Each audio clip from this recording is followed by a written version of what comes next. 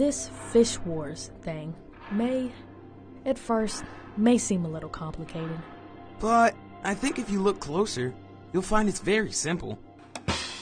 First, a brief background. A long time ago, the Indians of the Pacific Northwest had a pretty good deal. They had what must have seemed like an endless supply of food.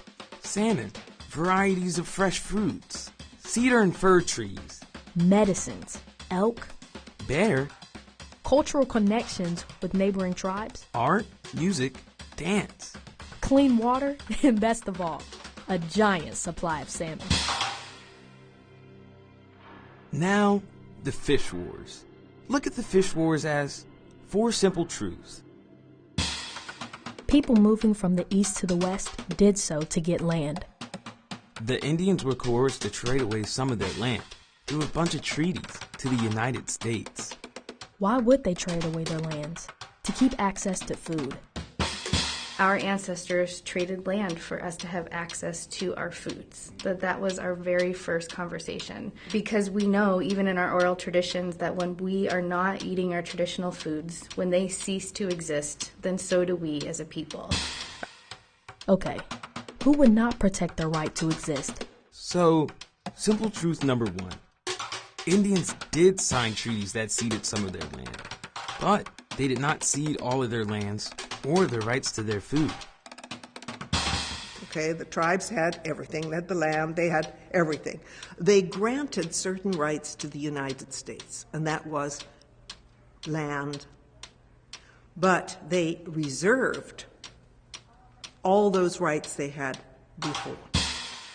They reserved the right to fish, hunt, and gather in their usual and accustomed lands and waters. Forever, even on lands they had ceded. Forever. Sir, forever. Like infinity forever. Jump ahead. The Northwest Territory becomes the states of Washington and Oregon.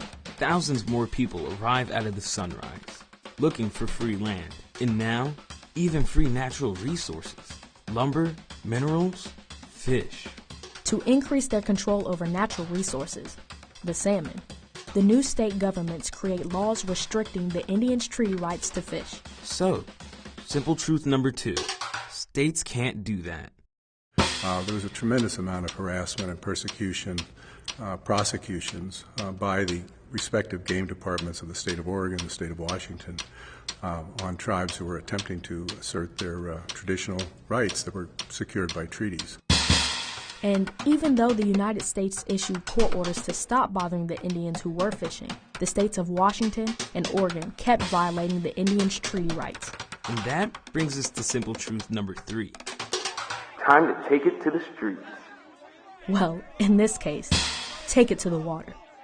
Fish wars.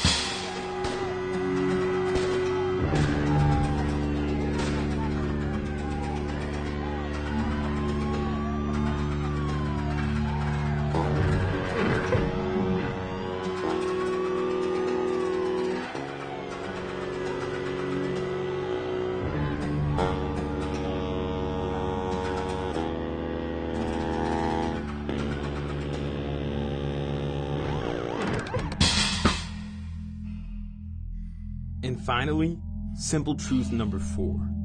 It sometimes gets personal. I think we have to blame some of the problems that tribes face on racism. I think we have to be honest about that.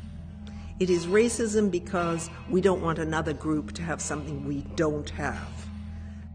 As much as we wish it weren't so, when different cultures collide, and there are disagreements, good old Mr. Racism is often to blame.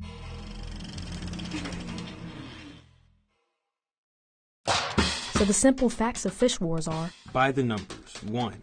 Indians did sign treaties with the United States that gave up some of their land, but they did not give up their rights to fish. 2.